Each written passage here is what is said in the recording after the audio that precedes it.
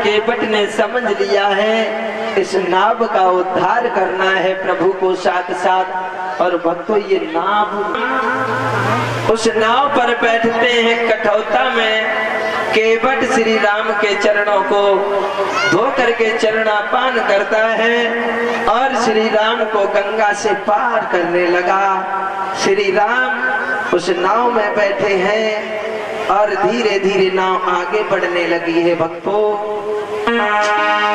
केवट बहुत खुश है, मन में आगे नाव बढ़ती जा रही है। केवट कुछ गुनगुनाने लगा।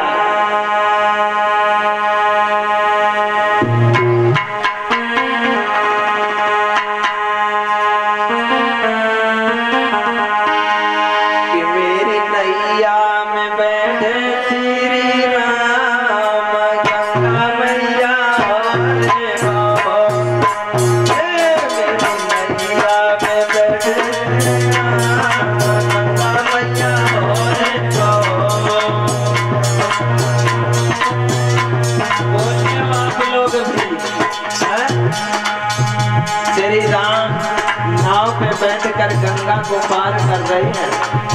केवट भगवान की भक्ति में खो गया।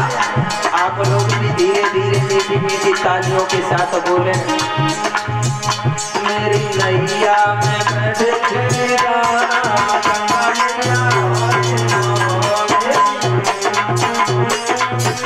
और सुंदर।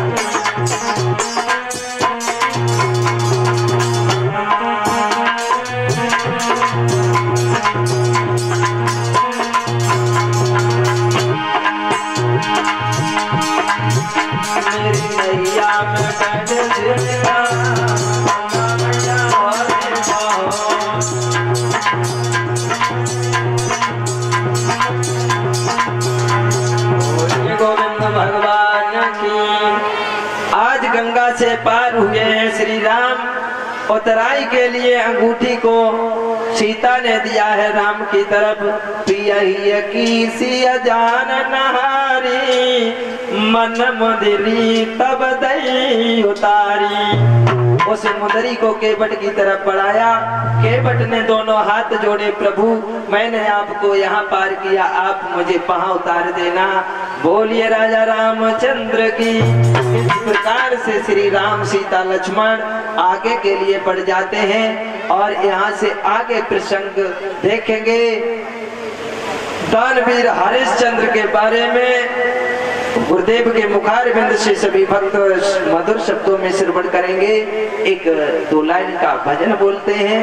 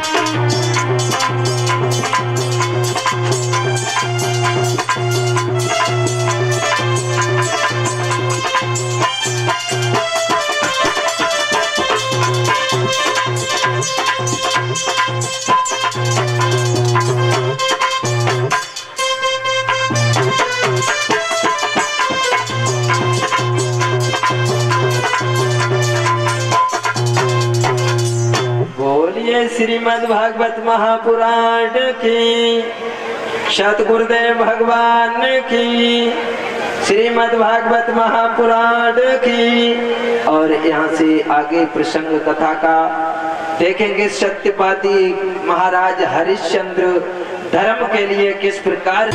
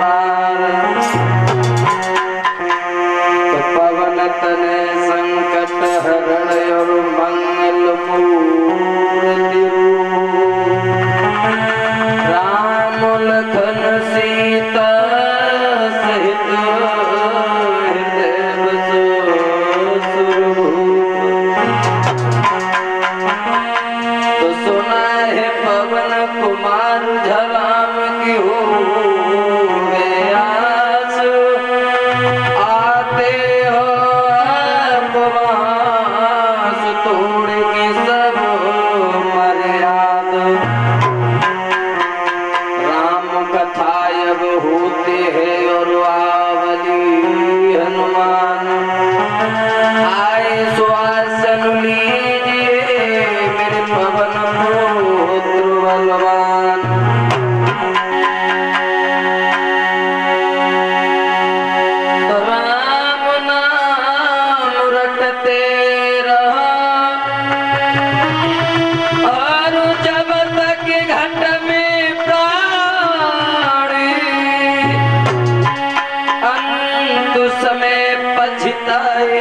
जब जाए प्रभु के द्वार। बोल गोविंद भगवान की।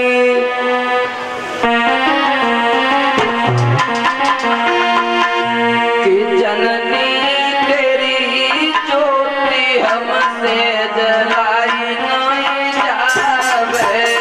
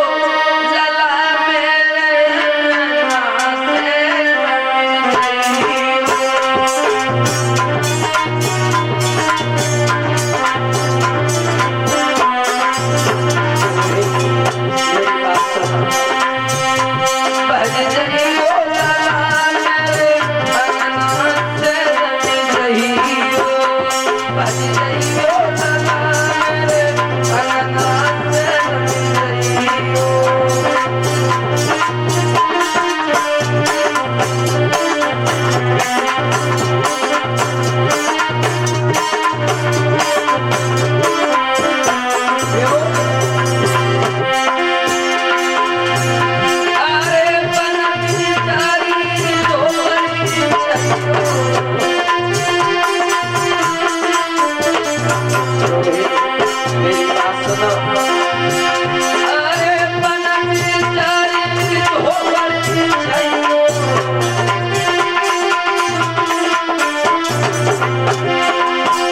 और भी कमाए मर चल चलियो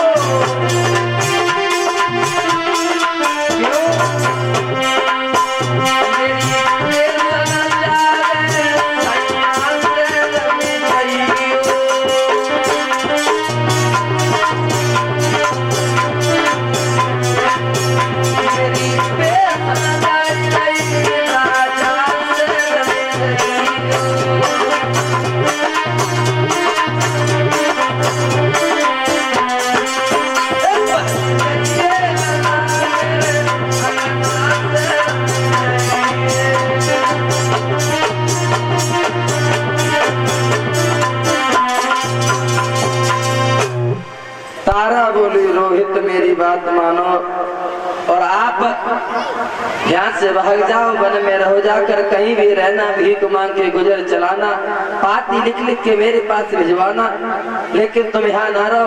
अगर तुम यहाँ रहोगे तो महाराज तुम्हें यज्ञ में चढ़ा देंगे। रोहित तो घर से भगा दिए तारा ने। इधर सुबह हुआ, महाराज बरड़ू का आना हुआ। महाराज बरड़ू बोले हरिश्चंद्र अब तो भाई काफी दिन हो गए, अब भाई हमारा यज्ञ करो। महाराज हरिश्चंद्र ने दोनों हाथ जोड़े के बाद कही महाराज माफ करना, तुम्हारा यज्ञ तो हम कर देते, लेकिन हमारा बेटा जो रोहित है वो आज सुबह से हमारे घर नहीं आ रहा है, शाम से पता नहीं चल रहा है। वरुण बोले मालूम पड़ता है राजा हरिश्चंद्र, अरे हमसे झूठ ना बोलो, पता है हमें कहीं नहीं गया है, तुमने उसे छुपा दिया है और हमसे झूठ बोल के हमें वापस करना चाहते हो। मेरी बात सुनो। महाराज हरिश्चंद्र समझा रहे, लेकिन वरुण ने कोई बात नहीं मानी, और जो बात नहीं मानी तो महाराज हरिश्चंद्र और वरुण में युद्ध होने लगा। महाराज अरे हरिश्चंद्र और वरुण देव मिलती के लड़ाई,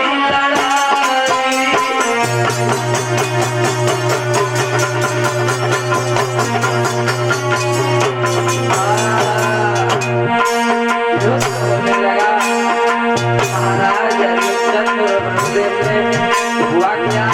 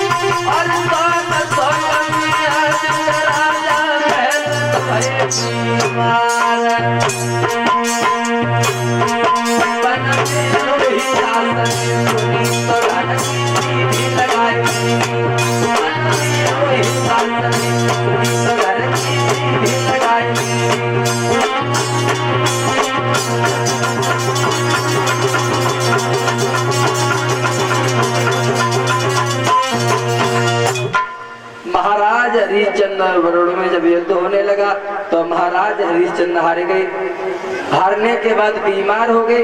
बीमार होने के बाद घर में पड़े। इधर महाराज रोहित को पता चला तो घर के लिए चले। जब सारी बात पता चली तो महाराज रोहित ने एक बात सोची। रास्ता में अधिकृत ब्राह्मण से भेंट हुई। एक बात कही, महाराज हमने सुना है तुम्हारे घर में 3 बेटे हैं, ऐसा करो एक पुत्र आप हमें दे दो, हम उसके बदले में तुम्हें 100 गाय दे देंगे। अधिकृत ब्राह्मण बोले देखो भाई रोहित, तो सबसे बड़ा वाला बेटा है वो तो हम देंगे नहीं, क्योंकि वो तो हमें बहुत प्यारा है। और एक बार चल के हम अपनी रानी से और पूछ लेते। घर पर पहुंचे, सब बात बताई। महारानी ने कहा देखो महाराज, सबसे छोटा वाला बालक हम नहीं दे पाएंगे। अब रह गया बीच वाला बालक जिसका नाम था सुनासेन। बोले कोई बात नहीं रोहित, ना हम माँ के प्यारे ना पिता के प्यारे, ऐसा करो आप हमें ले चलो। और महाराज ये बात बिल्कुल सही है, माँ बाप का सबसे ज्यादा हित होगा तो या तो सबसे बड़े वाले लड़के से या सबसे छोटे वाले से। बीच वाले तो लगे रात बेचारे हम नहीं के हैं। तो महाराज से लेकर आए, लेकिन विश्वामित्र ने बचा लिया, क्योंकि विश्वामित्र के भाने जी थे। तो महाराज विश्वामित्र सोच रहे कौन सा दिन हो, कौन सा समय हो, हम हरिश्चंद्र से अपना बदला ले, क्योंकि 100 गांव के लालच में आकर हमारे भाने जी को ये क्यों चढ़वा रहा था, हम भी इससे बदला लेंगे। महाराज बड़ों का एक तो करवा दिया विश्वामित्र ने समझाकर। अब इधर एक बार विश्वामित्र एक सभा में बैठे थे, और जब सभा में बैठे थे तो ऐसी बात छिड़ गई।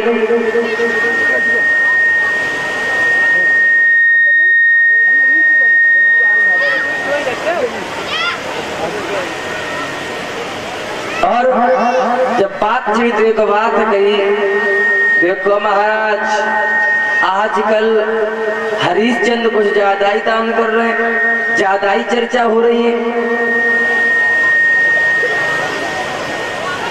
विश्वामित्र बोले सुनिए महाराज, ये तो सब गलत बात है। इतना बड़ा दानी तुम समझ रहे, इतना बड़ा है नहीं हरिश्चंद्र। क्यों? क्योंकि समय समय पर सबका दाव लगता है। हाँ? मेरी बात सुनो।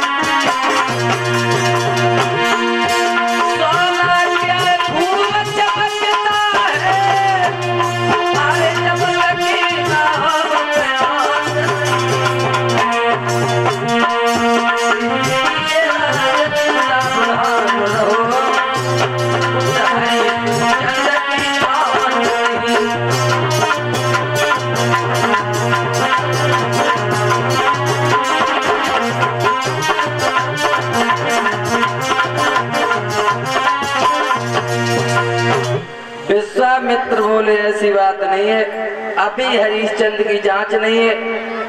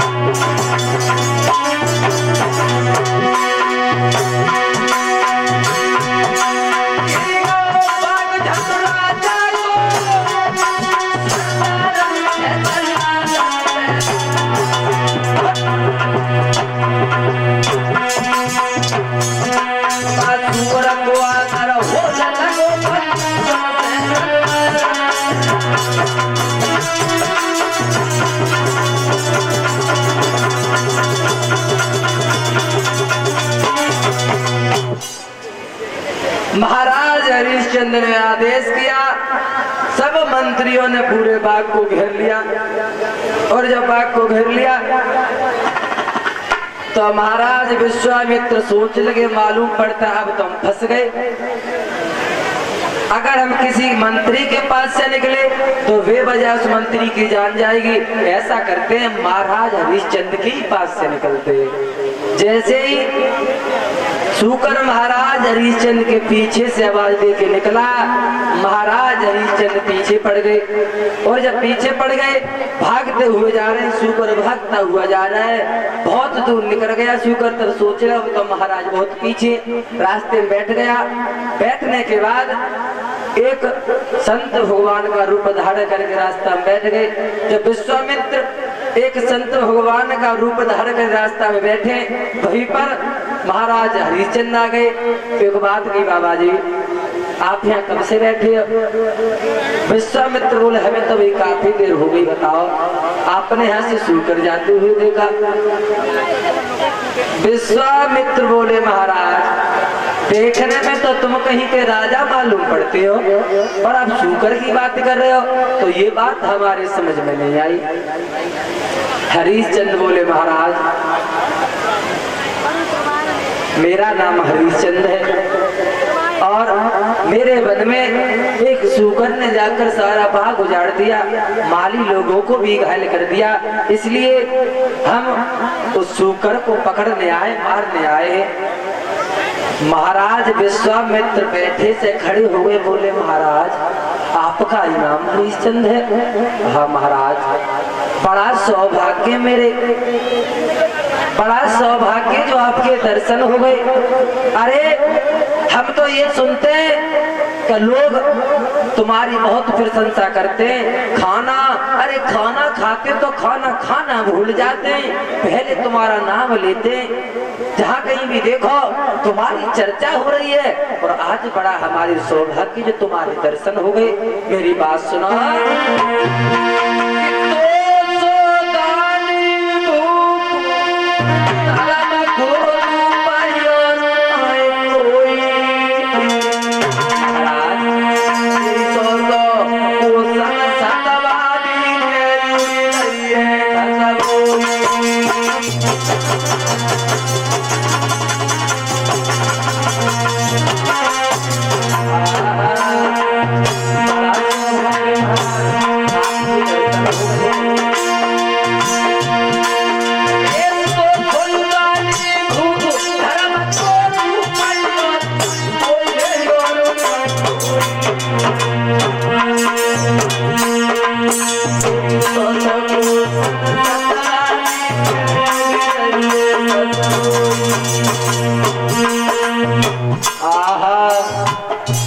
कहीं देखो तुम्हारी चर्चा हो रही है। महाराज हरिश्चंद्र ने दोनों हाथ जोड़े, महाराज आप जितनी प्रशंसा कर रहे हो उतनी प्रशंसा करने लायक मैं नहीं हूँ। अगर तुम्हारी कोई इच्छा है तो बताओ।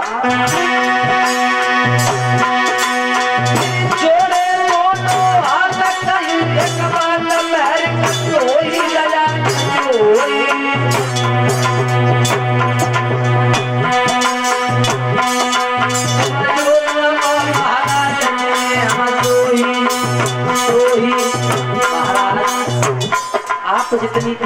प्रशंसा कर रहे हो उतनी प्रशंसा लायक मैं नहीं हूँ। अगर तुम्हारी कोई इच्छा है तो तुम हमसे मांग सकते हो। मेरी बात सुनो।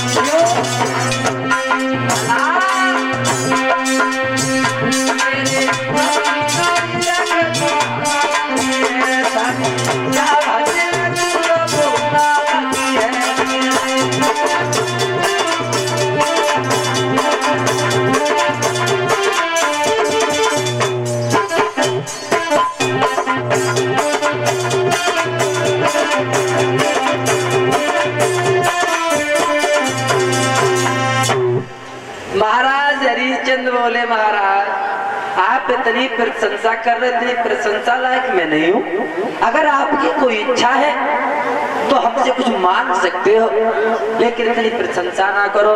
तो महाराज विश्वामित्र ने दोनों हाथ जोड़े के बात की, महाराज अगर आप कुछ देना चाहते हो तो मेरी बात सुनो।